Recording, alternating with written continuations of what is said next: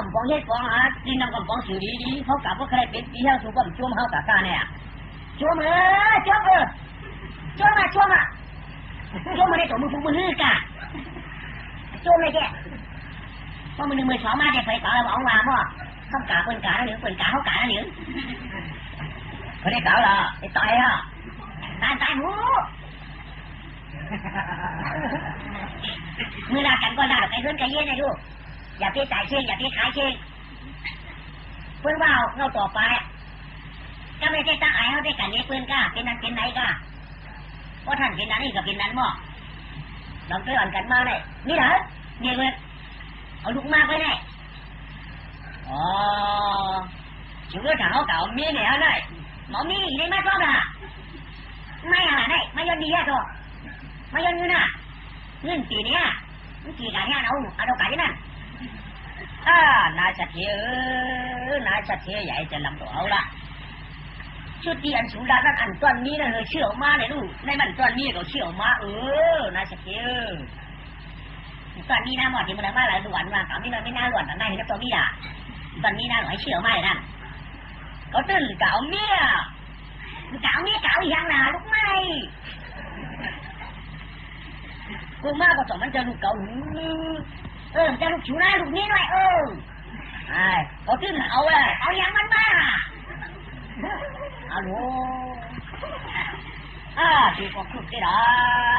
đó na chặt kia cầm đạn có chủ thằng kia tận đạn có tên đó chú này tới đi ปิดตัวละหาได้ไอ้ลูกน้องตะเตี้ยเขาละสูเต็มอยู่เนี่ยที่อะไรสูสัมพอนเจ้าน้ำตั้มตัวน้ำแข็งน้ำตั้มตัวเนี่ยตายหันไปตายน่ะก็จ๊อกหัวเขาจ๊อกหัวเขาได้โอ้สูเนี่ยจ๊อกติ๊กจ๊อกไม่ยุ่งเหยิงตัวสูกาในห้องจ๊อกหัวจ๊อกเก่าไอ้ปอกไม่เห็นมีเห็นเขาเนี่ยเขาตามเขาติ๊กหูยุ่ยตัวตาสูงมากฉีเขาเขียนเขาลุ้นลุ่มลังหรอเดี๋ยวหันหัวมาของเกิดขึ้นมาย่ำจะเล่าหนาเจ้าปนามีลูกปนามีอู๋แหละเขาก็มีคุณพ่อเนี่ยคือเต้นนะชัดเจนไว้ใจดี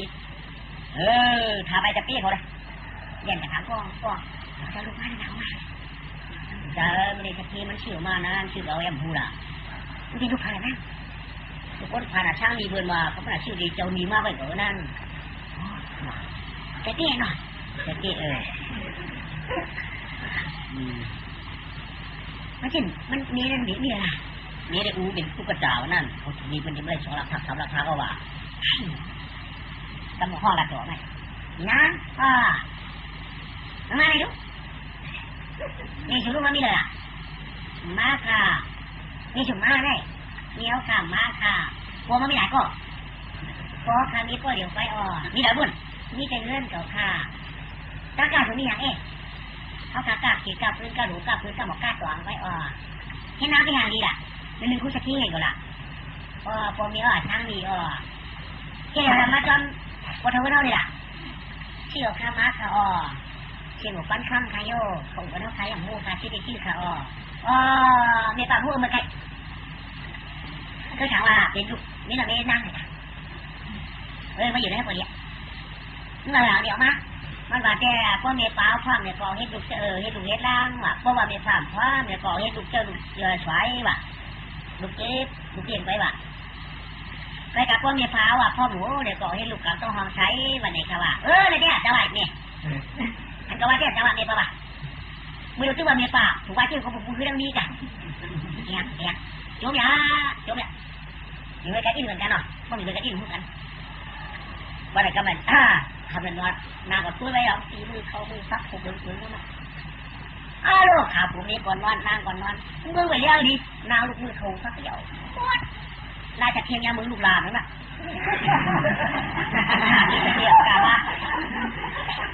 ที่จะเทียงกามานายจะช่วยนายจะเทียงแบบลูกหลานได้หรอมั้งไหมเสริมลูกหลานเป็นในร้านเก่าไหนนี่วะเด็กพูดห้าแล้วไปลูกถ้าว่าพอพูดว่าทางนอนดึกเดี๋ยวลูกละพอไปตั้งหูพักไปตั้งมือชุดที่ไหนเนี่ยเจ้าก็ชุดมดผมไม่เอาหนัก น่าจะเทขุนขันออกมากครับเนี่ยผมว่าอุ้ยหมวกเขาไอ้หวังหมวกกำขุนเนี่ยพวกยุ่งๆต้องเดี๋ยวเห็นมันหัวไปไม่ได้กลับจังหวัดไม่ได้วัดพักไม่ได้ห้องได้พักเรียนมาชุกๆมั่วหรอกไม่จ้าน่าจะเทลำบากเนี่ยวันให้พักเลยเอากี่ไว้ตีเรียงเลยทำบ้านเลยทำ2 นิ้วตีเรียงเลยทำบ้านเลยทำ3 นิ้วตีเรียงเลยทำบ้านเลยทำ4 นิ้วเย็ดกันเฉยๆมาเที่ยงจิ้มโคตรกินจิ้มพักก็เฉยๆหวานมาแล้ว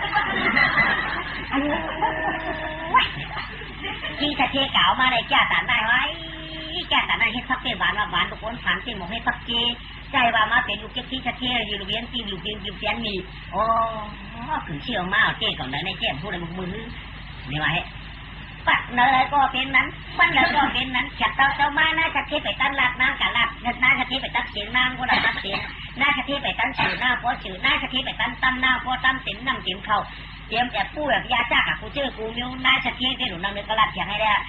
อุปปปักไว้ในอันเป็นนานถ้าเจอจูใจเช็ดปัญญาเรื่องการนี้น้ำมันชนยาเรียกกันไหมแก่แก่วังก็ได้มาอยู่ใน6 เดือนก็ไม่เกี่ยวให้ถูกอ่ะถ้าผมมีมาตึกปากกันยอชัวอีน้าในต่อมาไม่เชื่อชูมีเด่นนี่เขาตามว่าหักหอมหมอนหน่อยชูลูกชื่อเพื่อนได้ดีนี่เลยชูว่า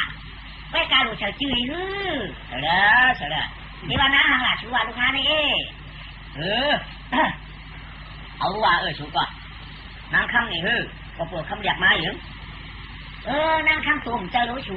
นางชื่อเขาชื่อมาอยู่เพื่อนนำผู้ว่าเป็นลูกเชี่ยวเนี่ยจะลูกเตะลูกว่าเนี่ยก็ได้ให้พวกคนอยู่ไม่เดี๋ยวนั้นเป็นลูกชัดเทเพื่อนว่าไอ้อ้ามไปเพื่อนอยู่ไม่คำเดียว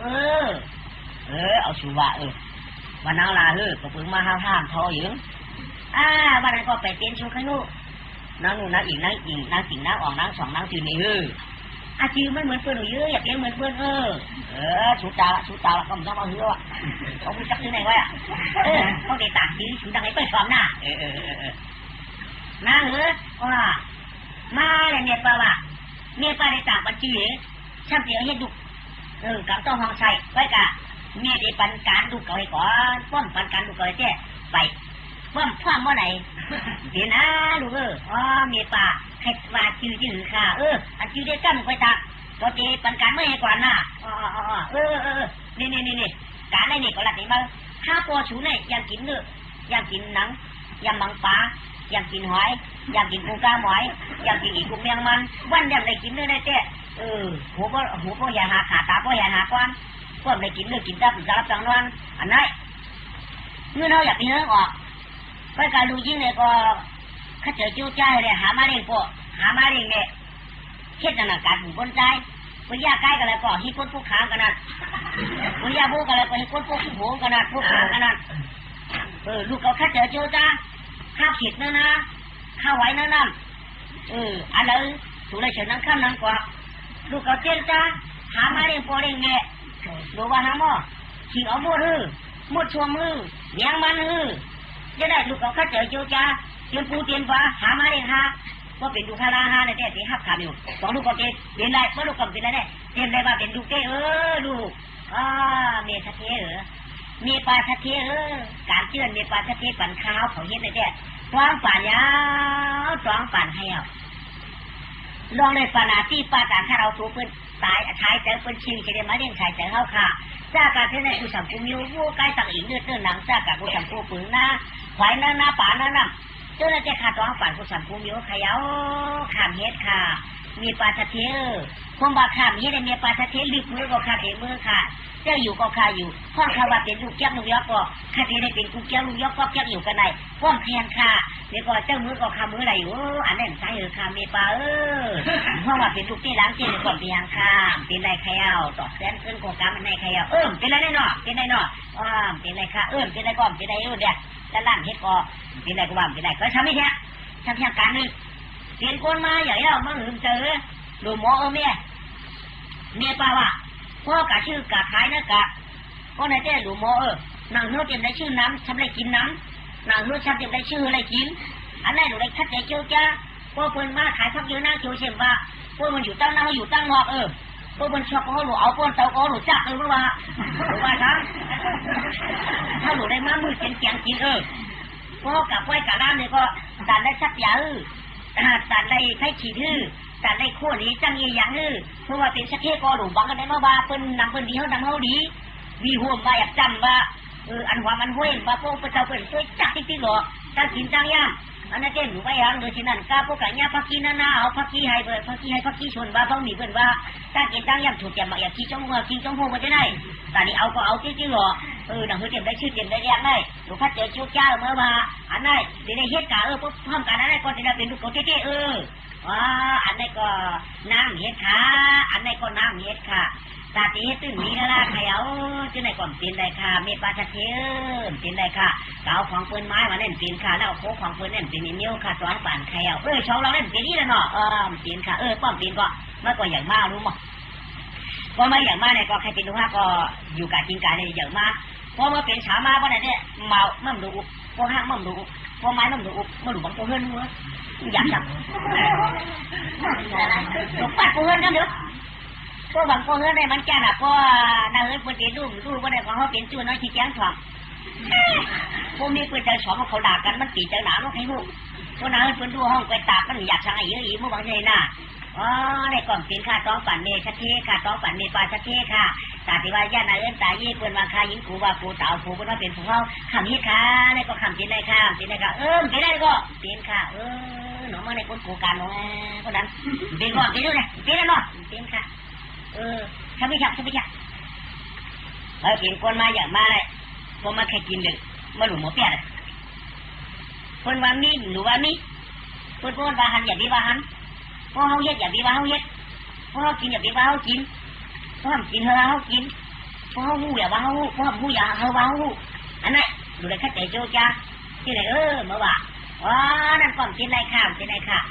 ตาแก่ตายันพวกเฮ็ดข้าวเฮ็ดป้อมเฮ็ดข้าวเฮ็ดข้าวพวกเอาข้าวเอาป้อมเอาข้าวเอาข้าเมียปลาตะเคียนได้ก่อนกินได้ฮะนี่ก็แต่นี่เป็ดเรียนคนไหนกินไรข้าวกินไรก็รู้อีนี่โอกาสเองมาก็ได้ฉันมีแถวนอนนึกว่าอย่างมาทางไหนอยากได้อย่างไหนเนาะก็กินเราเนี่ยกินแล้วในโจแหลกความโกคนใจก็ตาได้มากาใครได้มันกัดว่ากัดมันของว่าของมันออกว่าออกพวกเขาบอกเราว่าแหละกำมุนจ่องเผยฟ้องอ้ามห้องหูแค่หนาเมื่อจะไม่กินไรกินไรค่ะกินไรค่ะกินไรเดียวนี่กินไรเดียวค่ะกินไรอีกอ่ะกินไรอีกค่ะพวกมันกินไรก็ตามปันจิ้วเมาชาวปันจิ้วดีเมื่อยนางข้อวันนางสีแรกกันข้าวตีน้าอย่างไร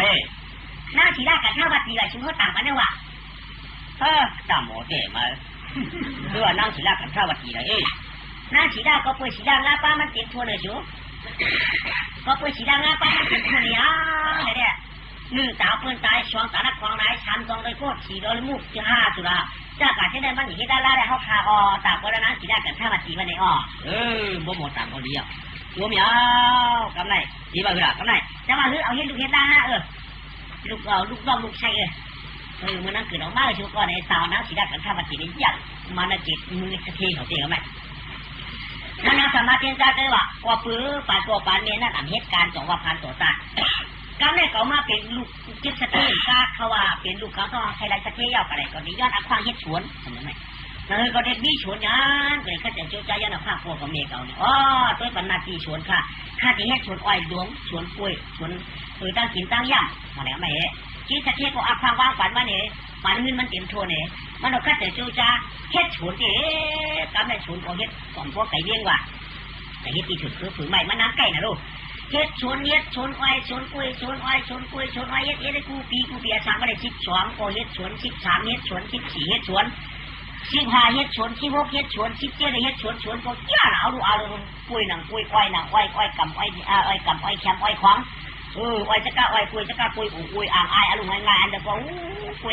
วยจะกล้วยหอมกล้วยลับเขียงกล้วยนิ่มมือน้ำกล้วยง่ายเห็นกล้วยง่าหมูกล้าเป็นกล้วยหนูกล้วยไหนกล้วยไก่กล้วยจวนนะบ่ชวนเลยสิครับเลยชาวไปกล้วยหอมกล้วยฟ้ากล้วยนิ่วแค่ไหนเรากำเลยตั้งกินตั้งย่ำหนึ่งจังว่าหมักขึ้นหมักผืนกินก็หรือขายผมเชียงเจ๊กำเลยตั้งกินถูลิ้นมันยังปักถูเนาเขากับเขาเขี่ยเชียงก็คือปลาหมักแอบถูกแอบฟักน้อยแต่กล้วยเขาจะนำกล้วยเขาจะเราขายเสียเลยแล้วเราก็ไม่ย่อน้ำมือของนั้นทำมีตลาด2 โคบอกหัวมาตลาด2 โคกันไหมที่ตั้งโต๊ะมีตลาดโค1ที่ตั้งออกมีตลาดโค1ว่ะ ก็ในปืนที่ดิช่างล่ะก็ในมาค้าหรือในเจ็ดบ้านปืนตีหัวตราตัวเตี้ยนี่บ่ตราตัวเตี้ยนี่บ่ตราติดตัวนี่บ่ปืนตีหัวตราติดตัวก็ได้มีตราสองคอปืนที่ชุ่มดูนี่ตั้งของวิ่งนี่ปืนที่ชุ่มตั้งของวิ่งย่อก็ในพวกวันหัวมันก็ได้กว่าเดิมเจ้าตั้งขายในคนน้ำไหนอ่ะปืนตีหัวตราติดตัวน่ะตั้งของกันปืนตีหัวฝั่งลงตั้งของเต็มหน้าฝั่งไว้ตราได้มีสองคอไว้ตราติดตัวไว้มีสองคอไว้เพื่อกับพอดีโหดเจ้าตั้งขายนี่มันขาดน่ะหัวไว้นั่นน่ะตั้งขายได้หนังหนาวดูติดตั้งเป็นเจ้าได้เปิดขายได้ไปหัวหน้าก็ย้อนหน้าคว้าให้กับของตราว่ะปมเมียวค่ะคาลุยื้อย้อนหน้าคว้ากับของตราค่ะเหมือนได้โหน่ะก็ในปืนก๋วยเอาหน้าก่อนจะได้กินเขาแล้วก็ดับพอดีโหดเด็กเจ้าว่ะป้าเปิดทำปืนไปโหทอดทองกลางวันเจียงตั้งใครไปด้วยไปขัดเชียงปืนไปโหปัดว่ากลางวันหาเจ้าปืนไข่ปืนเชียงโมดังโอ้กำเนิดพวกใครมีกระลังกึศคอยตันคือเรานี่บ่วันนี้พอตราติดตัวกันนี้มาค่ะหน้าปลาดูเอาเขาเจ้าจ้างเชียงในสิ่งชื่อเมืองคำปราณาจีเจือนชื่อยาตาถอมตราติดตัวสองคอได้ก่อนกันมาเปิดถอมค่าชุดมาจังหันนำค่าใจก็ไม่เขาชุดเขาชุดคนเจ็บเหนื่อยมาเฮ้กินตั้งตุกในหัวตามีคอหนึ่งกินตั้งออกมีคอหนึ่งตราติดตัวหนูบอกกันมีตราเพราะมีตราในอีเดียอันนั้นถอมมันหนักที่พ่อใครอยากก็ถอมดีค่ะคอเดียวไว้ค่ะที่ผมมาของคอเขาเรียกเขามีคอไว้อยู่โอ๊ดนี่แหละโอ๊ดอ๋อไหนก็พอดีว่าจริงจ้ะเจ้าในจริงได้ออกของดูผมไหมจริงได้ออกกับมีคลองค่ะนางอยู่ได้ที่จะได้ถอมตราพอเดี๋ยวมีอยู่คลองเขาค่ะนั่นเดี๋ยวพ่อไก่อ่ะจริงออกของพ่อไหมคุณไปเห็นถอมได้ที่บ้านจริงมันพ่อมากันจริงตราจ้างห้องหลวงพูดว่าจริงในห้องจ้างออกบอกกึดนายก็อ่ะรู้กันมา2 วันจะล่ามาไหนก็แม่ชิงตังจานขาชิงตังจานแม่ชำหมอชำอาทิตย์เปียไม่หรอกชำลูกชำก้าวเหมือนไหมข้าวเขาคนตังจานอาคารกันจะเอาเขาได้ชักราแจกเลี้ยงเนี่ยพี่น้องเขาคนตั้งเชียงอยู่ชูตั้งหมดอันอดจะอดคอมาถ่อมตีมือเนื้อไก่มือเด็ดใส่ไม่ได้ต่อกลางวันปวดใจพี่น้องเขาก็เปลือกว่าเขากองข้านมึงกึ่งเขาก็อ่อนกันข้าจะจู้ย่าไหวหน้าถ่อมตราของคอเนี่ยข้าเขาชิงจังจานหน้าข้าขาดชับย่างในเขปันอันพี่น้องเขาเปิดถ่อมเลยค่ะข้าเขาได้ชับย่างเขปันอันเป็นตราเอาห้องเขาตั้งทุกนั่นพอมาอ่านพักส่วนข้าพูดอันว่าได้ชูเจ้าเขาข้าตั้งเชียงตั้งหลายเหตุการณ์ทางเสียงบ่เราตั้งโทษซาตาตีว่าเหตุมีนั่นนั่งเตียนพิษกันกับวัน3 มื้อปานานั่นจะได้พูดเยื่นค่ะเด็กคนเอาคาได้อยู่ด้วยกันกินด้วยกันก็ตัวซาออกมาเนี่ยโอ้เดียวเนี่ยจึงจะได้ปีตั้งพิษกันเถียงกันอ่ำชิมซาค่ะคนเอาคาได้ลองหักลองจ้างนั่นจะได้มีค่ะลองจ้างกันนั่นจะได้อดค่ะพวกอดจ้างกันอย่าตั้งหักกันจะมีมาค่ะชูเจ้าเขาข้าตั้งเชียงผู้นี้กันก็ป้อมโอ้เดียวตัวกันก็ติดแก่กันขยาวพี่น้องกันป้อมโอ้เดียวตัวกันก็จะได้เป็นต้องตั้งขัดยันกันขยาวหนังเขาขาตั้งเชียงจะได้โอ้เดียวตั้งตัวเช้าค่ะพวกที่มีนั่นแค่ตัวประเพณีว่าโอดยืนสีกำขาแม่ปิ่นชับยังตาโอดยืนขอกันจังทุกเอาจังทุกเขาพอมาค่ะตั้งในข้อ2ชับเดชับยังนั่นเนี่ยโคกันตราตั้งออกอันชิงตั้งออกเพราะนั่นขยาวกึดอันวันไหนเป็นคนเฮ็ดสังก็เคยกึดได้กึดจะได้อันนั่นค่ะอย่าไปลืมสีกำค่ะเขาใครเฮ็ดหน้าผูกเจียงมันเขาใครเฮ็ดหน้าได้ป้อมคุบป้อมกึดจะได้นาวค่ะนั่นมันตียาวป้อมกึดจะได้ในลุ่มหน้าเทียบก็เลยจึงแต่ที่ได้กินข้าวมันดีกว่านี้ค่ะเฮ็ดชาติได้กึดจะได้อันนั่นค่ะป้อมกึดจะได้ก็เลยจึงมื้อน้ำมากผมเอาลงเอาดึงหมดก็ได้จริงเตรียมได้กินเตรียมได้ย่างขยาวเฮ็ดหน้าฉันนั่งป้อมลุ่มหน้าก็ได้จังย่างเฮ็ดให้หายแคมก็เขาอยู่ยามันจังที่กินข้าวกะวัน3 มื้อหน้าผมมาเฮ็ดการอาเฮือนตาเย่สีตาผมกึดจะได้ไม่เมี่ยงกึดจะได้ผูกก็อันเตรียมเป็นอาเฮือนตาเย่ค่ะอันนั้นจะได้กึดจะได้เขาป้อมกึดจะได้ใครจะถึงก็ได้จึง พี่นันอยากใครเอาอดจริงอ่ะอดกึดจริงอ่ะกึดพวกนี้จริงเป็นคนกับมือนั้นได้แต่ที่ห้าวเช้าหูได้คนอ่อนตัวคนหลงนั่นอันเจแต่ที่ฮัตตี้แค่แค่ได้อันเต็นห้างเต็นนี้แค่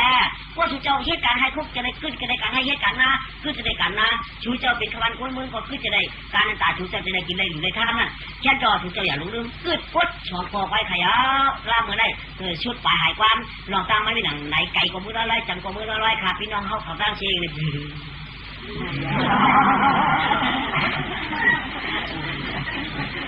ยอกันในไทยเสียงตะลาเย็นจ้ามือเด็ดเอปันอันเตียนกาอันเตียนเหมาตัวคันล้านผ่าพอเขียวเจ้าเงาคุ้งยาวฉันลอยไก่ไก่เมืองคนต้นลอยพอฉวังชิดิกชิดลอยพอไก่ยานตึงแก่ลอยกระเปลี่ยนเมืองขุดมองเนี่ยเนี่ยลอยไงเขายังขุดดินควายกายังมีลอยที่หนึ่งไก่ก็ไก่นายมาต้อตองอริยาชาไว้ดวงชิมถึงเตี้ยไก่วันไก่เมืองลอยร่วมเปลี่ยนเมืองเตียนนาเมื่อนาเตียนนาเมื่อนั่นเตียนหิมาต้อตองอริยาชาไว้ลงหลิมเฉียนเมื่อนั้นยังมีชื่อเขาจ้างป้ายเช่ากินเตียนหิมไม้หิมฮึกงาใจอยู่วันน้ำผ้าจ้างความมีอยู่หาปากเต็มมาเต็มไปตัวคันงามมาจอมเดียวความก็จ้างมาจ้างคนความผู้เปลืองจ้างฝึกตัวหนึ่งอยู่ช่างตัวนาชาไว้ลงเรื่องไก่เมืองเป็นเมื่อนั่นจ้างฝึกก็จ่องดัดบันหัวมาบริษัทกรีดจ้างหลายมือได้ก็ตีมือเดียวเมืองคนมือเดียวเมืองคนกินไงย้ำใช้อ่ำการรู้ก่อนเย้าก่อนการกินเช้าตาก่อนการกินเช้าตาประกาศเปี้ยวต่างหลายก่อนกันเช้าเนื้อหลุงไหวตัวตาไม่หงช่างกันกวงไว้กล้าไปมือเมืองคนดูก่อนมือได้มือวันก่อตามือวันก่อยาวมือก่อชาวันก่อชาวว่าเมืองคนเหนือชีวิตมวลมือได้ก็ตีมือเอกพื้นที่ก้าวริมตรงคุณประดานก้อนนูก้อนเนี่ยก็ไม่จำหักจ้าเถอะนี่มีหิมะตัวด้ามการปวดมันตะเปียมีหาปะปลายตูบ้านมันเจ้าไม่มันเจ้าหลักกับตะเปียมันว่าคนนี้มือเด็กมึงกวนนี่ว่าเพื่อการสูบเปิดในหน้าอยู่ในหลุมนึงคือเปิดต่อหน้าคำจูบกับมาอยู่นี่มันจะรู้ว่าเนี่ยมันเจ้าก็ขึ้นบอกมาเนี่ยเจ้าก็มาแบบว่านั่นเพราะว่าการเหนือมาเนี่ยมันจะก็มาแล้วหนึ่งก็มาก็ไม่ปัดก็มาก็ไม่จะมันหญ้าชุนอ้อยหน้าเนี่ยก็ไม่พวกหญ้าชุนอ้อยหน้าเนี่ยเดี๋ยวก็มันก็ไม่กินอ่ะกินอ้อยกินถ้วยผักปะจากผักน้อยใช้ถูเตียมองมือเข้ากับตักผักปึ๊กกินเยอะๆกินขี้กินเยอะๆกินขี้กินน่าฉุนนั่นชาวบ้านขึ้นจันทร์ช่องกลางวันก็ใจมันช่วงเมื่อค่อยโม่นตัวตามเป็นยาวพวกกำไรตั้งถึงด้วยกำไรน้าในกระถางตราปอกมาเดี๋ยวน้องเขาเนื้อก็เคยกินที่เกิดเขาเนื้อก็เคยกินไม่กินเขาเนื้ออ๋อตราถึงพอไปกึดอันวันนั้นเขาเฮ็ดชนลงไหนเขาไปกัดตัวชนเนี่ยเจ้าโดยกึดจะได้ชนเขาเตะน้าเนี่ยกินเขาเนื้อปลาปากตัวชนตรงนั้นเรื่องกัดตัวชนเราจ้างมากกว่าได้มูเราโอ้เรากัดหอมตะลานเนี่ยแกพวกว่ามือวันแกนี่พวกว่าอดพวกกับอดได้หลักเขาอยู่ชุบเขาคนไงซื้อเมียกันเราคนหอมตะลามาหรอกึดหรือจะได้การเขาอดหรือก็ตัวชาเขามหันเจ้าลงกินขี้อยู่ชนเขาได้พวกกับอดในห้องเราได้ผีก็ยิงคนก็ยิงเนี่ยคนก็มาปันช่างเก่าก็ด่าเฉพาะเชียงตั้งวันก็ผีเห็นมาปันเก่ากับคนก็เห็นมาปันช่างเก่าเพื่อกับมันกินเชียงก็คือดุนายดีเนี่ยคือมันกินอันออกแล้วก็รู้มันจะเอาหาไปหาแม่จะนางดินหาไปเนาะนักกับนักกันอันนี้จะเกิดขึ้นผูกเพียงเอาไปน้าวันไหนได้เลือกกินอันมันขี้หลายอย่างนั้นถ้ามากินยันน้ำยิวจ้างมันลูกเหมือนควายมันอย่างนั้นกินชุบมันชี้เลยภาษาไหนเลือกกินมันเติมมิ้วดีกินเครื่องเตียงอย่างนั้นจะไงวะอันนี้ดีกินมันหมักไปเตียงนั่นตัวไหนก็ไม่ได้สังเกตสัมผัสว่าระวังลูกมึงผิดมึงขี้แต่มันลงมาโต๊ะเฉยมือนั้นก็เดียวกันแหละลงมาโต๊ะเฉยก็เดียวเอาหน้าเลยกัดมวยสลามชานกว่าก็เดียวอ๋อเคยปอกมาอยู่ไกลด้วยนี่ก้าวหน้าจะที่สำคัญตีเนื้อนางสวนเมื่อเมียเมื่อไหนอ๋อเจ้าเอาเดี๋ยวเสียงโมเราค่ะตีเนื้อมากกับทำตราเนี่ยอ๋อคือจะได้ตีคือจะได้ค่ะตราไปย่อมจังมาใครอย่างนี้เมื่อหลายคนล่ะข้ามหนาค่ะข้าอุดเอาข้าอ๋อตรากินตั้งตู้ห้องว่าอุดเขาว่าข้ากอกกะลากลากินตั้งตู้ว่าแดงข้าก้มหลับเลยข้าเกมนี้เจ้าเนาะคนทำตราเนาะมันให้แดงผู้จะไล่เขาได้ว่าได้2-3 เดือนมาผมเรื่องน่ะอย่างไม่เอาเปลือกไม่นายชัดเจนเลยเจ๊ชกหมดยักแกร้องฮัลโหลเรียนหรอกเขาไม่ได้ฮัลโหลเรียนหรอกเขาไม่ ดูเนาะเดียวเราอ่ะฮัลโหลเนี่ยเดียวไปตักเชี่ยวถ้าจะคิดอะไรเนี่ยชื่อให้เขาต้องเหรอโอ้ยคือช้างเดินไปตักเชี่ยวขี่เดินไปตักเชี่ยวข้าเดินไปตักเชี่ยวถึงมาพบหรือเนี่ยตักเชี่ยวเขาติดยาบ้าเดียวน่ะน้าก็กะให้กะชวนวันนั่นแหละนายจะคิดเนี่ยจะเด่นดีแล้วลูกโอ้มันคือเอาคืออีเดนมาขวดเดียบให้เขาได้มีเห็นก็เนี่ยรักเราหลงไหนรักเราหลงไหนมาหนูน่ะเคยหางเคยตาก็มาหนูเคยหางเคยถามก็เป็นมาหนูน่ามีอยู่นี่ตักเขียนนี่ให้กินผู้ช่วยมั้ยชื่อมันไม่ชื่อมากก็ชื่อมากวันนั้นได้ยืดก็มันหันใบแดงชื่อมากอะไอ้เจ้าไอ้จ้ามีแบบหน่อหลามีตั้งนาค่ะมันจะมาชื่อมากมือแล้วเนี่ยมันได้จอดกินทำไรเก่าหลงได้จอดกินคนละแอบหลงจนเก็บทางเก่ามันทำอะไรจักต้องฟ้าถูหลงผู้เก่าไม่ว่าผู้ห้าหลงไงเล่นใส่ไว้ก็ไปไหนเพราะมันเจ๊ไหนเจ๊อยากแล้วมือคำในการอ่อนกันเฮ็ดการที่หามาไหลกั้งขับแบบใบผลย้ำกันหงหอมคำสมุติเก่าเต็มตึกสมุติยี่เต็มย้อนช่วง5ได้เป็น3 ปืนเนี่ยอันนั้นเจ๊พวกได้พิกันแตกยังจัดกันมาวันไหนเจ๊พวกอีกยังไม่ดูมาวันไหนเจ๊เดี๋ยวแจกกันเป็น3 4 ปืนอ่ะมันดูเนาะพวกของอันเจ๊ดูเนาะเมื่อเราได้เจ๊ก็ดูไปเต็มมือตึกมาในวะผมดูเป็นมือตึกมาในความการเหือนี่ชัดเจนเลยโอ้ดูนะดูนะดูนะเนี่ยนี่เต็มดำเขามังตาก็กินเขามังตาก็กินทุกหมดแค่ยัดน้ำยัดตามยัดน้ำเงาตามเงาจะลำห้าโผล่ใครโผล่กับนี่พวกมันก็หน้าตาน้ำขาตามฉันนายชัดเจนในช่วงคุมดีๆเดี๋ยวนะเอได้ป่าเอได้ป่าแต่ชวนเราเนาะแค่ไหนมานั่งคุกเขาหินโผล่เนี่ยchú à chú ám trời chú tê ám trời chú tê ám trời thằng ơi ám chú chắc kia ám nó con trai đâu vào là điểm này hôm nay chả là cái chú cậu là có đây nó là sẽ ám hả ta phải làm mà này khẩu lăng chắc ta xuống sắp có tiếng khui tiếng hoàng lo đi khảo lăng cha ta xuống đến phú đòn còn tìm lệ còn ta này khảo lăng cha ta xuống sắp có tìm mùi tìm hoàng cắp hoàngเขาในก่อนตามมาเราผู้รองกรมกลับเลยอ่ะ ที่เราเรียนไปนั้นที่เรียกอ่ะ ก่อนได้ในเด็กผู้มาสู้เหมือนกับราชเชี่ยวะสู้เหมือนกับราชเชี่ยวะพี่จี้กินทำความจริงจ่ายทำความจริงเงินคำสั่งก็ขับฟ้องหรือนามีเพื่อนเชื้อเอาในการวันตามเมื่อนาชะตาสุ่มเปลี่ยนนามีเห็นว่าเป็นไรล่ะสุ่มเขาอยากยาวเป็นคนใจเนี่ยอะไรน่ะเขาไม่ใจย้อนชัวร์น่ะไม่ว่าไม่ชัวร์เขาไม่ยืดอ่ะไม่เจ๊หรือสุ่มหูตัวนะสุ่มหูตัวผู้หนอดีกว่าหูตัวน่าจะเจ๊ชุ่มตัวเป็นเรื่องจะเป็นผู้ตัวอยากอะไรเจ็บกันนั่นเองนะก็น่าเจ็บเดียวก็เริ่มเจ็บไปโอ้น่าเจ็บปวดตีนกันเจ็บอะไรเจ็บอย่างแต่เราความเจ็บจะไปเจ็บกันนะไปหนอหนาเจ๊หนอถึงไหนหนาหนอข้าวกันมันช่อนนี้แบบหนาอย่างนี้ข้าวกันก็ยาวข้าวไม่ก็ยาวคุณได้เล่นตึ้งหนาเลยนายหังตั้งหน้าตั้งตายวันนั้นดีกว่าผมพูดยังไงชูตึ้งคู่อีแล้วไงคู่อีนะมันจะตัวชูนู่นหน่อไปตัวไปนู่นหน่อตัวยังอ่ะอันชูกะที่เอามาตอนนี้ที่ตอนมีนะเฮ้ยเรียกไหนชูก่อนเรียกหน่อยเดียวล่ะเรียกพวกปวดจิ๊กปวดจวนเขาหลอมด้วยไหนเรียกหนูล่ะมาเป็นคนเจ้าคนสวยละอันบอกทีมาวิ่งถึงไหนอยู่ล่ะเมากูเมียวอ่ะนี่เราคู่เพื่ออันสุกี้ถึงเมื่อมีเมียวแตกแล้วไง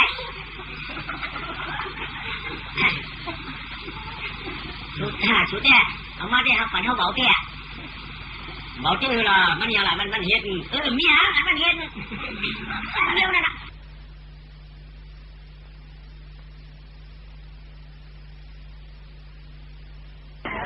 ถือกินถือเมืองมีเลี้ยวเตี้ยกันไหน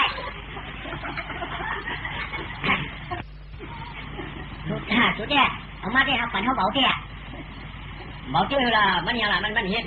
มีฮะอันมันเฮ็ดเลี้ยวนั่นน่ะเป็นเลี้ยวในแก่ชุมดีที่เราถือตีมั้งไอ้คนกับจ้อมบอกไอ้บอกกับจ้อมร่วมไอ้คนกับจ้อมบอกไอ้บอกออกจ้อมร่วมเหมือนชุดทั้งหมดพวกดีช่วงเขาก็ดีชักตี้ก็ชุดก็เอาอย่างนี่ทางล่ะนอนก็ก็ไปชูนั่งนอนนั่นแหละแค่อันนั้นไหน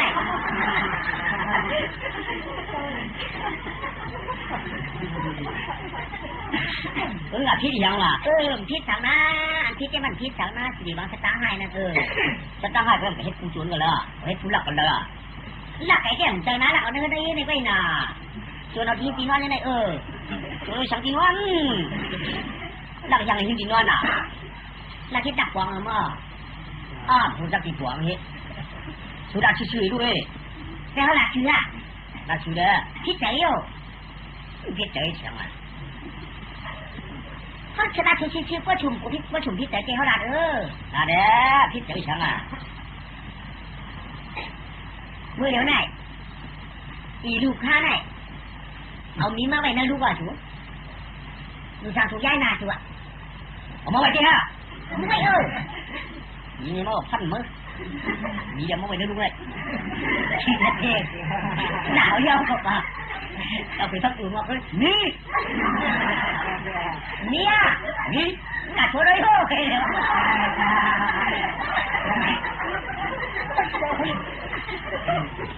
กาโชว์เลยโอ้เมื่อกามาเกิดเรื่องหันป้ากาเมียโอ้โห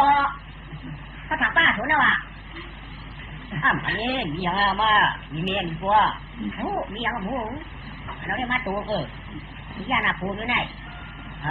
เนาะมันป้าขาวเนาะป้าเยอะหันยิงทำไมพูดดีกว่าเนาะพวกนี้ก็เอาหมีมาเลยกำในเขาหลักชื่อลูกค้าอะไรมาเนาะชูมาเนาะฮะมาป้าได้เท่าไหร่ป้าได้ไหมผู้นวลเลยล่ะชูว่าน อนดินดอนมันเป็นไงหนักก็วางชูเขาพิมพ์วางชูจริงมั้ยล่ะนอนนั่นแหละชูตัวนอนนอกอะไร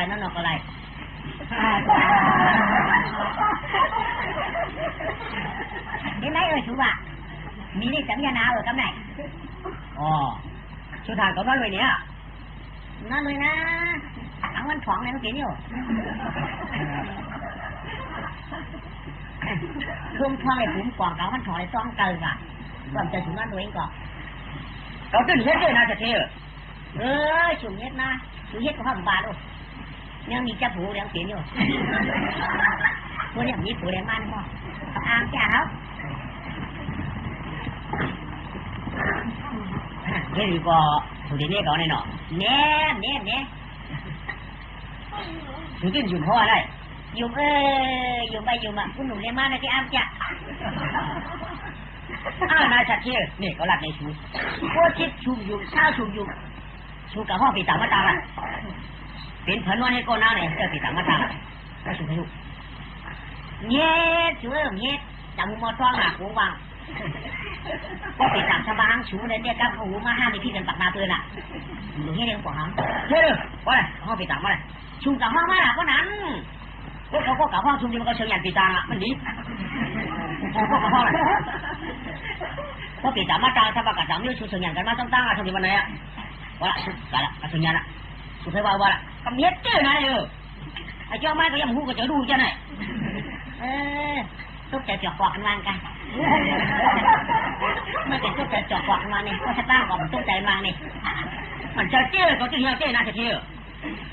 ชัวร์เจ้าเขาพ่อปิดตังมาหรือฟังไหมพ่อปิดตังมาจ้าเหรอพวกว่ามันเป็นชูดิตีหรือเงินคำเลยนะเย่กับเอาเหี้ยปลาอ่ะทำขำไปแล้วเองก็เขาทำที่ไรรู้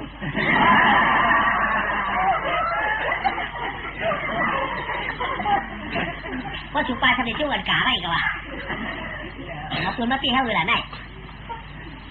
ตากมันก็เข้าห้ามตากมันก็เข้าทำห้ามมันไหน มีลายเนี่ยเนี่ยนายคนใจคุณบอกมียิงหรอ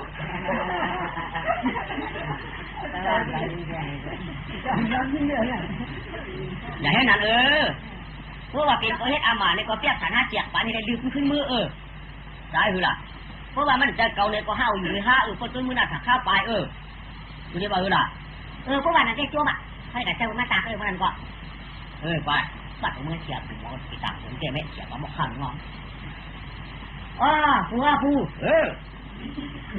มื่อกันเมื่อเอาใครเขารู้ขาคู่มือมือล่ะน้องชัดชี้เขามาปูมือเนาะมาไงปูเนี่ยหลับมาต่างๆหน่อยตีตาผัวนั่นมดตะดูกูอายมันถูกตายว่าตายมันถูกอายว่าอายมันถูกยิกว่ายิกมันถูกยิกว่ายิกมันถูกเอาว่าเอามันถูกเอาไรว่าไรมันถูกไม่กูว่าไม่มันถูกกัดหรือว่ากัดหรือนั่งฮัดผัวดูแป๊กดูเลี้ยงดูยันตากล้องดูเอากล้องโชว์ดูเอากล้องขึ้นเนี่ยตีตากะลาตามาได้หรือดันเลี้ยงจ้างชื่ออะไรจริงแรกนั่นแหละผัวว่าเห็นนั้นเฉียหลานยิงใครเขาเห็ดปวดเงี้ยวใส่กว่าเขาน่ะนั่นแค่ใครโจมน่ะคือมาอะไรมาครับผัวมาไอ้ทำให้อื่นเนาะผัวกินข้าวม้าเนาะกินเนาะหลานจะทีหนูห้องเขามาเนี่ยหนูจับจริงเลยใจเลยค่ะไอ้ว่าไอ้ตัวนั้นตายไว้ค่ะน่าชัดเจนค่ะว่าเมื่อเดี๋ยวนั้นเมื่อพี่ผัวมาเนี่ยเคยจับไว้กะลาค่ะข้ากะเอาไม่ยิงมาในเห็นหรือเอามาในพวกผู้เขาตากไว้มันมาเนี่ยมันมาดีผู้เขาตากไว้อันมือเดี๋ยวนั้นมันจะจ้องปลาผัวผูเป็นเขาก็เลยนอนดูผู้เขาตากไว้ตาชี้เขาอ่ะจับเป็นสองแหละเนี่ยแหละชื่อค่ะมันนั่นคำว่าผัวจอมต้านให้อ่ะหนูผู้ค่ะก็มีกันไงอ่ะเดียงค่ะผู้ค่ะไม่ว่าเป็นผัวผู้ง่ายมาไงอ่ะตักขึ้นเลยนายชื่อมาสิปันคำมันนายเจ้านี่ปันหนึ่งชื่อปันชื่อตาชื่อมาตาปันหนึ่งตาเป็นเจ้านี่3 ปันห้องพันบาท2 บาทจ้าในดูทุกกระจานะอยู่มือดับมาวัดจีไว้กับมาอยู่กันในนั้นหลานจะเที่ยวมันนางจะปลอบปลาตูเนี่ยมีผัวนะมีผัวเป็นวันขลาปูมือวันเหลือ11 ม้วนนั่นใจกวนว่ะเป็นจ้างมากินคู่สวนมันอ่ะก็ได้จ้างมาอยู่คู่สวนมันเหี่ยวเนี่ยมันนั่งกับกินหายยันได้อยู่จ้างอันลงมาเตะเรื่องสันตินั่นเป็นสภาสะก้อร้องเสาวันไหนนุ่มลายดีๆนะอยากเก็บหรือเป็นว่าแต่ข้าอย่าลายอย่าพ่ออย่างย้ำนะเนี่ยที่มาแค่มาชูบารมีที่ชัดที่เขากัดกาแบบว่าทิ้งดีละหน่อยเห็นไหมชูเนี่ยเราทีทำเนี่ยชูรู้งูยังเลี้ยงเสียเท่าไหร่นั้นเขาอ้างแก้ววันนี้นะหลายหน่อยโจมอ่ะฝันคำจริงเจ็ดคำมือขึ้นเขาก็เอามือขึ้นแล้วถูกมาก็แหละจะที่มาตายาวปู่หน้ามาตาไปพอน่าจะเที่ยวหรือเปล่าดูนี่นะยายพวกกาชนเจ้ามาเลยเจ้ามามีลูกอุกกันอีกหน่อยกัดด่ามาส่องมาดูนี่เหรอมาก่อคนต่างตีนเนาะที่ต่างตั้งนางต่างยันอันนั้นใจเมียบ่าเขาเปลี่ยนขาหาเปลี่ยนเข่าเขาค่อยก่อนบ่าปานานมีปานหลังมันก็ไม่ให้การเรื่องการเยี่ยวเนี่ยก็ทำพอจริงๆชวนเขาก็อยู่มุนชื่อจานอะไรก็หักเมื่อตัดหินตัดตาเจ๊ะมือเลยไว้กะมือเดี๋ยวนี้ก็เมียที่ใครถามลูกเขาอันลูกเขารวม7 ขานะมันเปลี่ยนเผอเปลี่ยนบอกก็เลยอันดูยิ่งก็เลยคุณในเรียนแม่งเปลี่ยนก็เลยมีเผอค่ะแม่มีเผอหน่อมีเผอค่ะเจอวันดีวันลาปัจจิกว่าที่นี่สามารถได้ไหมฮะได้ค่ะจะสั่งลูกสั่งสู้สั่งใส่เขาจะได้หน่อใช่ค่ะแต่ผมจะสั่งอาหารจะสั่ง3 เขาเจอไอ้ออกไอ้2ไอ้มู่ให้เห็นได้หน่อใช่แม่เผอก่อนเจอหน่อไปกะลูกยิงเก๋าแต่ปันนี้ชื่อเนี่ยอันนั้นเลยลูกก็ง่ายเนาะปิดบ่ามึงเหรอปิดพวกหางมึงเหรอปิดพวกไม้มึงเหรอปิดพวกเหินกันเลยเนี่ยก็น่าปันนี้ อ๋อข้ามไปนอนลุยผู้ชายค่ะลุงมีอ๋อไปนอนเนาะหมักตาหันกันได้ตุ้มเตื้อกับดินปิ่นมากันเนาะที่นั่นกล่อมพวกค่ะอ๋อเวลาก็กล้าใกล้มาเด็กขี่ใกล้มาเรียนนะไม่ปอกค่ะอันจะเพื่อนจะมาอยู่กับกระชวนเนี่ยกระชวนกล่อมกาค่ะอ๋อเวลาก็ที่ได้ดูยิงก็เอาผมม้วนๆมาน่ะสินย้อนน่ะสินเท่นเต้นมาน่ะอ๋อนั่นเจ้มันเป็นเฉพาะว่าจ้างปิ่นมาใครโยมีอ๋อยังมนต์ใส่จับภูมิผูจังมั่นก่อนเนาะใจอ๋อนั่นกล่อมพวกเราค่ะอันนี้ปืนจะแค่ตาหน้าแลนดูยิงกับปืนอะไรอันเปลืองม้าได้มือกินอ้อยกันเอ้ยฉวนนั่นก้อยข้าวอ้อยมือเจ้าย้ำผวนในคันเป็นน้ำย้ำมาเชียงไงข้าวเขากินนี่ก็กัดขันกับมือนั่นข้าวใส่มาเอาเหลือเนาะข้ารู้น่ะเจ้อันนี้อันนาก็ลูกยิ่งหนูวายอ่ะไว้กะหรือไหนก็ปัญญาเมื่อน่ะเพราะว่ามันปวดปอกออกมาเลยจะวันขุนหน้าเขาจะใช้ห้องถามนี่ก็รู้ว่าเพราะว่าอะไรก็เต็มถูกเพื่อนว่าทั้งซ่าเนี่ยก็เตรียมถูกว่าทั้งโซ่ก็เตรียมถูกว่าทั้งออกเลยก็ถูกว่าคือกลางเรื่องจะไหนก็ได้ไปถูกว่าคือกลางเรื่องเดียวเพื่อนในห้ามหลุดเนี้ยมีว่ะห้ามหลุดเลยว่าโปรชัดเทเนี่ยคนเดียวว่าจ้าอันนั้นอ๋ออันนั้นแจ้โปรชัดเที่ยวยังอ่ำตีเนื้อเต้นหนังคาโร่เมียเดี๋ยวมือเอาข้าไม้ได้มาอยู่ได้กินนั่นเนี่ยตีป้องสัมปะเลเป็นเฮาเกี้ยวเดี๋ยวมือเด็ดจ้าเอามาวันนั้นก็ย่ำเตื้อปอกตัวเจ้ามือเดียวค่ะนี่หมักตาไว้เท่ขยาวพวกตอนตัดที่ว่าปลายมือตื้อคือนะคะลูกก็เจ้ไก่เจอค่ะเจ็ดน้ำ2 วันขยาวมีตาที่ว่าพวกห้องมีเฮ็ดเลยทำที่วันนี้พวกห้องมันด้วยทำที่ประกาศเธอเจอกับพวกเขาเนี่ยข้าลูกได้เด่นมีโชคบาค่ะเนี่ยก็ด้านไหนมั่งคะแนนเงินมั่งคะแนนครับเขาตีเสียกันเฮ็ด3 คูณ 4 คูณเมื่อวานลุงได้เป็นชักเทเนี่ยก็ไม่เต็มได้ปูนเลยล่ะนุ้งซองมันน่ะหนูไม่ก็ทำได้ปูนเอาน่ะเดี๋ยวนี้ก็ได้2 ปูนครับพอสูได้2 ปูนน่ะครับพอปูนน่ะเมื่อก็ได้2 ปูนน่ะเยอะดูเนื้อก็มันพัดว่าได้ดีว่าเนี่ยดีว่าอ๋อเปียงค่ะข้าตื่นว่าลาใครเอาเลยเปียกบ่คำหมอนี่เลยเปียกบ่คำหมอฉ่ำบุกค่ะอะไรเนี่ยชุดที่มันเกิดปีนึงแล้วต้องได้ใช้ค่ะคำจากเอาพวกใจไหนมาตุ้มมาเจอค่ะรุ่นนี้ข้าตื่นบาค่ะนี่คำว่าอ๋อ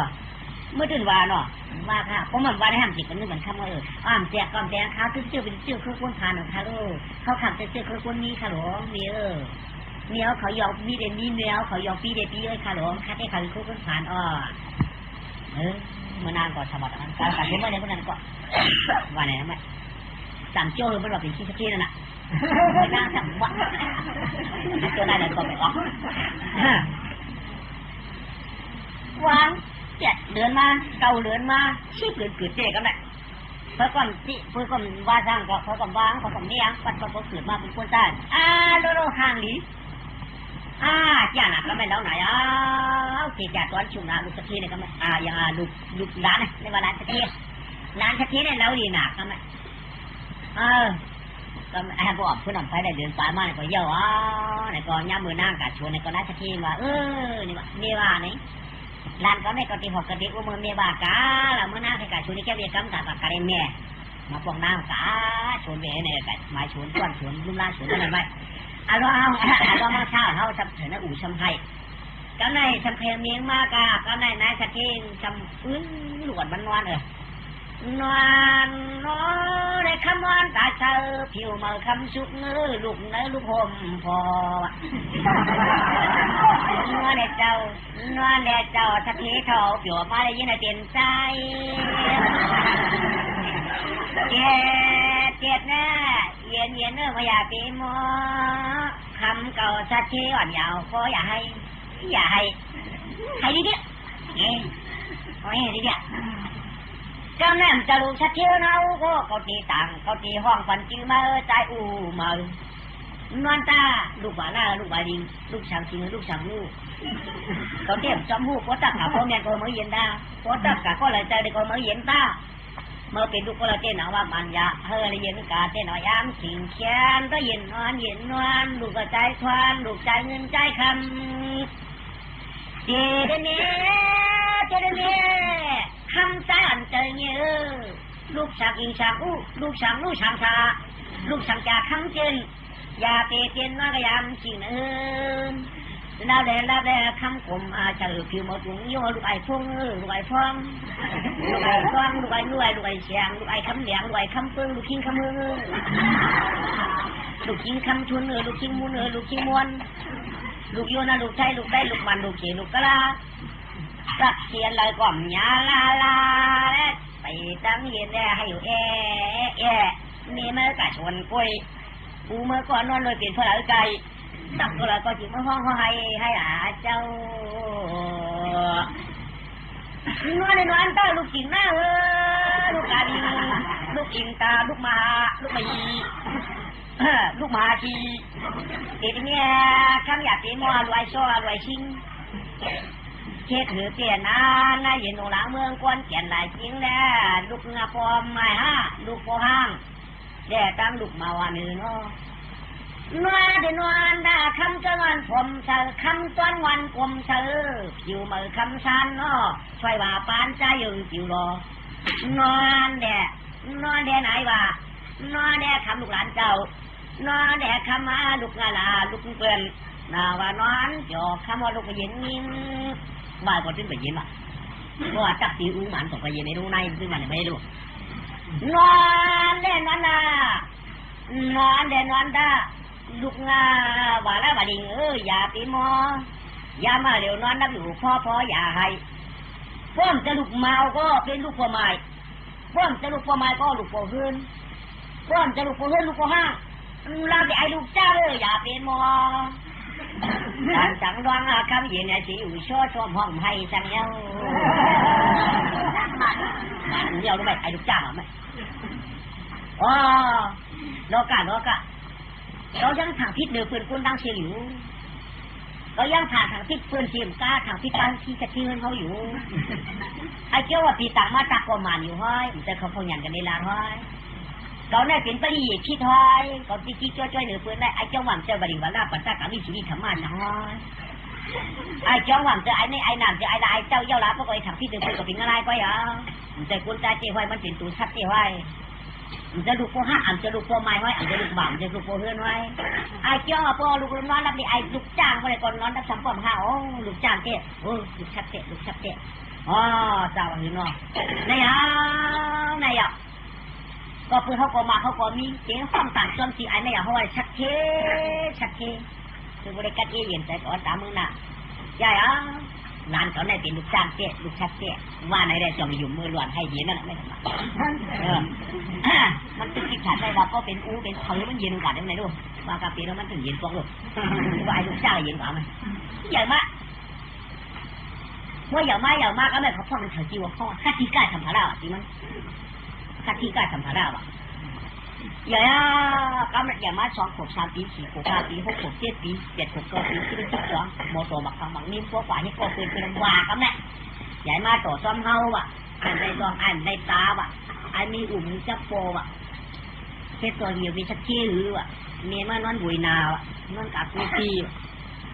มูมาในหม้อลูกปลาชีปลาเยี่ยวลงเนี่ยไม่ให้ก็เฮาเนี่ยหักอย่าหักคุณวางมันก็ไม่มันก่อนใจมันก่อนไก่ก็เพื่อนเนี้ยตอนนั้นมันก็ว่าดูคนไหนมีเพี้ยนี่มันวนไม่เจอเลยกับเป็นวนไม่จัดทิ้งช่างถึงมาชักที่หาที่พวกที่เจ็ดที่เปียกเป็นว่าช่างกาอุบเช้าอ่ะดูยิ่งเป็นเด็กเยอะโปรเมียเป็นช่างเด็กช่างมันนี่อุ้ยใหญ่เอาเนี่ยดูยิ่งเป็นมองเหงาช่องแฉกมองเก่าอุเขาในกว่าเปิดไปนอนนี่ยิ่งดูยิ่งเป็นใครนอนอุเขาหมักตาใกล้ตายตาล่าลงเงินเฉยดูยิ่งเปิดได้ใจอยากได้แต่ใครเก้ามันจำเดาหนาห่างดีหนาลูกนอดูยิ่งเป็นไปนอนมาพอเสียงเจ้าเขาหุบขืนมือว่าอะไรฟังกินเขาบ่นตั้งเหย่าเนาะมาเนี่ยว่าเนี่ยหรือว่าไอ้หูจักฟองไอ้หูจักอูก็ชูขามันไรไม่รู้เลยว่าปัดก็ได้หาเดินห้างเดินเช้าก็เลยก็เตือนออกเพิ่นไปให้ดัดถึงมาดูมองได้ถึงไหนอ่ะแต่ย่ามียิงก็นั่นที่วันนั่งรอบแรกป่ะเนี่ยน้องมีรอบแรกไปทำไมกูเลี้ยงเจอนอนอ่ะไอ้ของฝันขึ้นมือเดียวในเขาไหนอะไรฮัตติกาสัมภาระนั่นฝันขึ้นมือเดียวเนี่ยมันเป็นผมที่ไปผมเจ้าต้องกินต้องแยกไปเลยรอบแรกไม่เบื่อกูเมียเขาเดินนอนอ่ะมันไปในก่อนเจอกับมันผมให้ไปยอกไอ้ก็เขาเงินมือก็เยอะกูซ้ำจะได้อุดบอกลูกนอนไปนอนค่ะ อยู่หน้าพื้นตาไผ่ได้ผมพื้นผมไผ่ไว้อ่างนอนค่ะอ่ะผมเมียแกนอนยังไกลเอาใครอ่ะเดี๋ยวนอนกับเดี๋ยวนอนอ่ะเดี๋ยวนอนอย่างใจข้ามปันตัวหน้าเปี้ยวอ่ะเนี่ยอย่างปันตัวหน้าปีเดี๋ยวตัวหน้าปีนุ๊กขีดจ้ะนุ๊กแก้มนุ๊กขาไปก้าวขาเดียวคนละทีแค่ตื่นแค่เดียวทำปันเอาว่ะใครกันดังก็ได้เดียวเขาได้หนูเป็นลูกเธอว่ะเป็นลูกก้อนเริ่มหันลูกก้อมหันอูว่ะพวกเมียวแขนไว้ค่ะนี่อยู่ในวังปันอุ่มปันเก้าเขาขาดที่เกี่ยวไว้เกี่ยวแค่ซอยอันเรือหาปีกว่าแล้วอูเมียวสั่งปันเอาว่ะฮัลโหลวันนั้นที่ค่ะอ๋อปีนี้โปค่ะปีนี้อูค่ะว่ะอันเจ้าอูเป็นเพิ่มหูค่ะว่ะอันนี้เขาขาดได้ดักคิวตัวมาจีนังของอะไรอ่ะเขาขาดนั้นนับยักษ์ก็เราจะลำหนาตอนนี้จีนังเราเรียกนั่นเรียกพิษแต่มาแต่เป็นเมียก็อ่ะฮัลโหลไอ้จ้องว่าเขากะหาเด็กครับเพื่อนพวกผมเป็ดเอาเขาเนี่ยเพื่อนพวกผมเชี่ยคนดึกเป็ดกับปลาแต่เขาคนดึกเขาเนี่ยไอ้จ้องว่าเพื่อนว่าผมมีอูเดินเจ๊ไว้เขาขึ้นว่านะเก่ามีห้างก็มาให้มานับเอาเช้าสมาหกใครวะเก่ามีมาจะมาต้องไม่คำว่ะต้องได้ปืนผมอยู่จำก็ไปแต่ที่เจ๊พวกผมเนื้อกัดเนื้อควายปืนชำหักเขาเพียงเขาผู้มาหาเงินปืนธรรมดาไปจริงๆเลยไอ้เจ้าอูเมียปืนสั่งช่วงมาปืนชี้ไว้เฮ่ไว้ขี่ไว้ไว้พอเป็นไอ้เจ๊ผมหันอูเฮ่ได้ไปเปลี่ยนมาเลยก็มันวัดมหาเมียก็มาทำมันเนี่ยอย่างเนี่ยไว้กับคาลูกใจถามเดียวต้นหนังรองตาม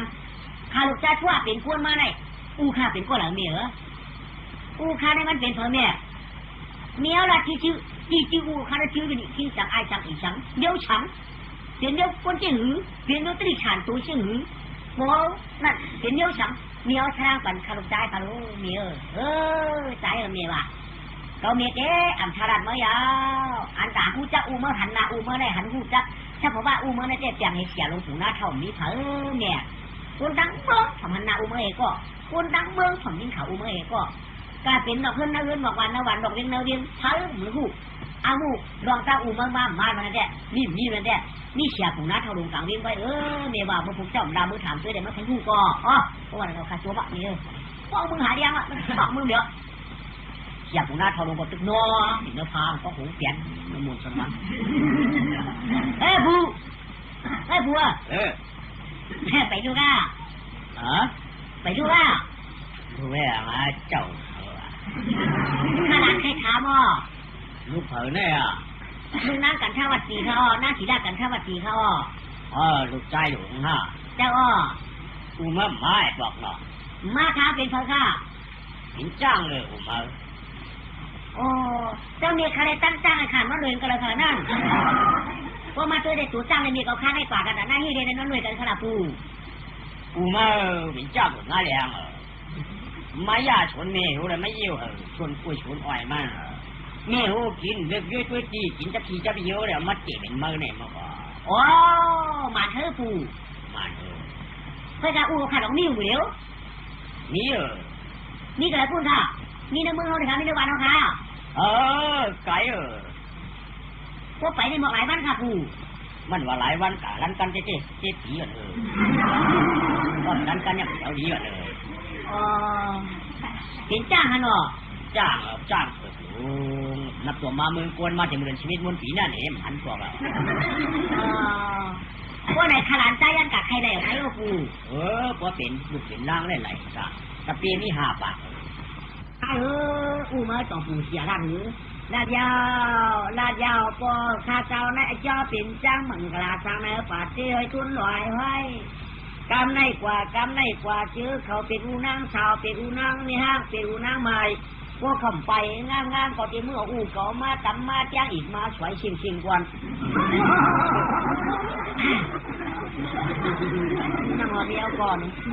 นี่ก็มีอูได้ก็ได้เมื่ออูตำคุมเขาก่อนจ้าข้าได้กับจอมไข่เมียข้าได้จอมไข่เช่นตัวเมียบรรพาข้าลูกใจกำขาข้าได้จอมไข่อูข้าอย่าปีไว้ตัวชาติใจเมียอย่าปีไว้ตัวชาติคำใจคำลูกจ้างตัวไปนี่มันกระมันกระชือลูกใจก็กับแคนกว่าพระราอูมาเนี่ยก็อย่าปีมาแจ้งคนเมืองเปิดเห็นเรื่องผมมีวุฒิปากกาใจอย่าปีตัวชาติเห็นหูเลยเมียให้กาก็กาก็เมียว่าฉังนะลูกกาก็กาว่าในเที่ยวเลยครับนายเมียเขาก็เฮ็ดปันเขามุนกวนเหเฮ็ดเมียเขาปิ่นหยางซ้ำอยู่เลยก็เขามุน1 กวนพวกกินในกลุ่ม7 วันว่ะกินกวนเดียวไว้อิ่มแต่7 วัน他打上街那你接地路มันยังไงล่ะบอกให้มันขโมยยามต้องใช้ปันโขงจะข้างหูเขานายเขาอะไรผูกเจ็บได้เจ็บนั่นเนาะข้าวขยันหนักข้าวหัวนายเอาตีกว่าหับหัวก่อนครับเฮ้ยเจ้าตีอะไรเอ้ยเจ้าข้าวกลัวมันได้เป็นเจ้าฝึกวันนี้นายขยับหลานใจหลานใจนั่นให้ปันตาก็เปิดตั้งถือในไก่หนามันมีคนอ่ำทับกายเอาลูกงาด้านใจอ่อนคำเนี้ยอ่ำทับกายเอาด้านใจคำหนาก็เพื่อกวนด้านใจกาโตผ่านรอกาใครปวดก็ตื้อมีมันกว่ากายเอาด้านใจลูกเมียเท่าหลานเมียเท่าลูกเมียเท่าลูกกายเอาหลานกาไหนเอาไหนด้านใจเดี๋ยวยังกะมีค่ากว่าขนาดกาได้เมียลูกเขาใจเงี้ยปากก็เจียวมานะลูกเขาหน้าว่าในเฮเดยันไฟออกเวียงกว่าเต้กันในป้าถุงขมุ้ยไฟถุงงามเอาถุงค่อยๆฉี่ถุงไฟฉี่ไปตั้งหน้าตั้งหลังตั้งซ้ายตั้งขวาไฟกว่าช่างมีห้างมีเช่าเหรอกว่าเอาตัวกวมนางแล้วเท่ากับเช่าแต่วัดเหี่ยวเป้าเจียงมาตาใส่ควันวันนางกลางข่าวเปลี่ยนสาวห้างกุ๊บลื่นไม้อ่อนไปตาปีกว่าก่อนหน้าปีกว่าก่อนปีกาใครผัวฟาดแกนเจ้างงหย่อนไม้แล้วปีเก๋ไม้งัวกาหมอกแข็งความพี่ผูกกาชอบมุ้ยหย่อนบ้ามุ้ยหย่อนมุ้ยหย่อนไฟกองจุดตั้งหลังอันว่าพ่อจุ่มปันเอาเมียจุ่มปันเก้าเขาจะเจพิษสังลาล่ามเป็นสังไว้ในจิตขึ้นขอบกันกาพวกเขาได้พ่อชัวปัดกันเฮาพ่อหูกันนาแย่ไหมน้องอย่างนั้นหูกันฟ้าตั้งในพ่อเขาได้พ่อชัวมันเหมือนกันด้วยกันควรมือให้กูเอาลูกพวกเขาจ้างมาหยิบกูเขาตายเจอนะเฮ้ยนะซื้อเมียลูกกินแล้วเรื่องนี้ลูกกายเอามือกาเพิ่มกามกินค่ะน้าเขาก็แค่เก็บแค่จังแล้วเชียวลูกกับใครยังเอากาเพิ่มเห็นเป็นกูเลยเป็นแค่ปันกาทำที่เขาจำปันว่ามันเหมาซ่องเขาถือไอ้วันนี้เหมานาไทยเชียงตายังหักยาขับเนี่ยเพียปันความกว่าช่วงหลอกตาชอนกว่ากำมันได้ทำได้ดินไว้กายจับปืนเจ๊กังสัมปะเวงคำยกไว้กาลาฐานะจริงเมืองเจ้าสัมปะเวงสลานั้นไทยความได้เนี่ยปันร้อยปากอาจจะกาไทยเทียงไปเป็นหัดไปปันหื้อมันไทยยังอย่ามานั่นนางผีลวงมาพาตัวเก่ากลางเจอว่าเมื่อหน้าเมืองใส่ปานเชื่องแหล่อุตุมาตรีนาในก็เปิดทีว่านั่นนางยศผ้าชัวจุ่มเมืองเจ้าแฉงสีลวงชายมาอย่าจะวงแก่เจ้าจำปาเพียงลาหน่อยอันนั้นนี่มีเพียงวันเดียวหน้าตาชีชุดน้ำมงสิงหาขึ้นมาหมวกขาดยาวกำไรอันเจนน้ำมีเพียงมหาตีนีคุณน้องข้ามึงจำปนาผูในคำหันในกำไรสัมพันธ์ลาวตัวกับผูมันวะเพราะภาพฝังเรื่องยังไม่จึงมังยังตื่นเช้ามาเลยกว่ามาละถึงผูเขาขับพันธ์ลาวคำบ้าเนี่ยกว่าผัวมาอันนั้นเราหาเด็กเป็นลูกเป็นล่ากับว่าตัวละนาวันนี้พอผู้ใดชีพเหลือมาเตะเกิดเต้น่ะผู้ใดชีพเหลือเกิดออกมาจ่าเตะกันเนี่ยแล้วกันแล้วหนาข้างหน้าขีดจัดตอนจุลูกเจ้าคุณน้องคำหลวงนะมึงจำปนาผูปีกี้เนี่ยตองสั่งว่าน้ำปิ่นจำมาดีหรอมั้ยน้ำปิ่นจำมาดีได้ห่างดีนะเนี่ยว่ะเขาถอดเลยดิเนี่ยใหญ่มา5 6 ปี7 6 8 ปี9 6 10 ปีชีวิตนาของมา2 10 2 4ชั่วโมงมาจองนี่ด้วยมองตามยามนั้นในห่างดีเต้ว่านับตอกคนเป็นแต่ที่เล่นดอกเนี่ยง่ายๆถ้าว่าเขาได้ทักว่าเสียตากินขึ้นข้ามไปตั้มไว้เสียถ้าว่าโขนต้นทองขาวว่าขาวอันอย่างเขาอย่างก็ว่าเขามีเงาหนานี่ดูอาชักชิบ4 ปีช่วยเช้าช่วยตีเต้ว่าอาชักที่6อาชีพ6